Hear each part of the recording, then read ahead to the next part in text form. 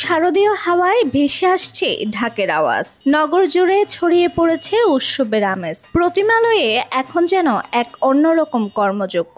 কাঠ, খড় আর মাটির গাঁথুনিতে ধীরে ধীরে ফুটে উঠেছে দেবী দুর্গার অপূর্ব রূপ। শিল্পীদের তুলি ও কারুকাজে প্রাণ পাচ্ছে দেবী ও তার পরিবার। আগমনের সুরে চারপাশ জুড়ে শুরু হয়ে গেছে অপেক্ষার আনন্দ।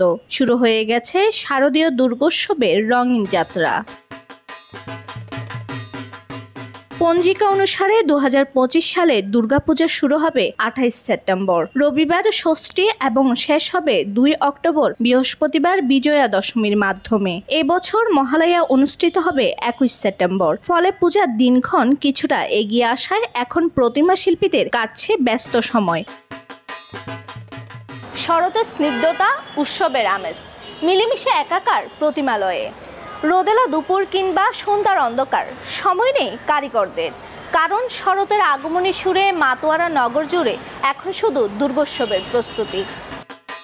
প্রতিমা গড়তে গিয়ে দম ফেলারও ফুরসত নেই প্রতিমা শিল্পীদের। নির্ধারিত সময়ে দুর্গা, লক্ষ্মী, সরস্বতী, কার্তিক, গণেশ, মহিষাসুর ও দেবীর বাহন সিংহকে সম্পূর্ণ করতে দিনরাত কাজ করছে তারা। সদরঘাট কালী মন্দির প্রাঙ্গণে গিয়ে দেখা যায় প্রতিমা শিল্পী সংগ্রাম পাল সহযোগীদের নিয়ে ব্যস্ত প্রতিমা গড়তে। ইতিমধ্যে দুর্গার কাঠামো দাঁড়িয়ে গেছে আর সহযোগীরা ব্যস্ত অন্য প্রতিমাগুলোর কাজ নিয়ে। এমন ওই ব্যস্ততার চিত্র চোখে পড়ে নগরের প্রায় সব প্রতিমালয়ে। অধিকাংশই সাজসজ্জা করা হচ্ছে মাটি দিয়ে। ফলে একদিকে খরচ কমছে, অন্যদিকে শিল্পরূপে আসছে নতুনত্ব। আমাদের এখানে সব মাটির কাজেরই বেশিরভাগ।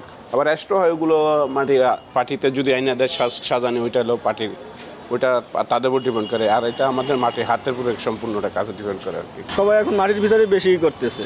ওই আলগা যে শাড়িগুলো সেগুলো এখনো নেয় না। এখন এখান থেকে বেশিরভাগ এই মাটিরগুলোই যায়। প্রতিমা শিল্পীদের হাতের শৈল্পিক ছোঁয়ায় ধীরে ধীরে পুনরূপ পাচ্ছে দেবী দুর্গা ও তার পরিবার। পূজা ঘনিয়ে আসায় নগর জুড়ে শুরু হয়েছে উৎসবের আমেজ। প্রতিমালয়ে ব্যস্ততার মধ্যে দিয়েই যেন শুরু হয়ে গেছে শারদীয় দুর্গোৎসবের রঙিন যাত্রা। মা আসুক, সবার মঙ্গল করুক, ভালো করুক, এটাই চাই। আমরা ছোটবেলায় যে এই স্কুল পালিয়ে যে প্রতিমা দেখতে যেতাম, এখন আর এই দিনগুলো এখন খুঁজে পাওয়া যায় না।